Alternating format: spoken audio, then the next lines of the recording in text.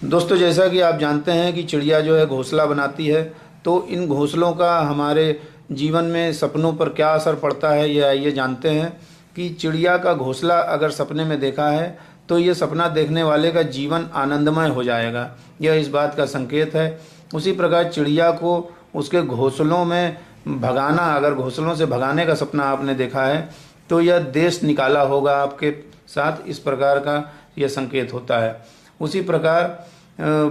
चिड़िया का घोंसला देखना, जैसे अगर आपने चिड़िया का घोंसला देखा है तो सपना देखने वाला शीघ्र ही एक शानदार भवन बनवाने की स्थिति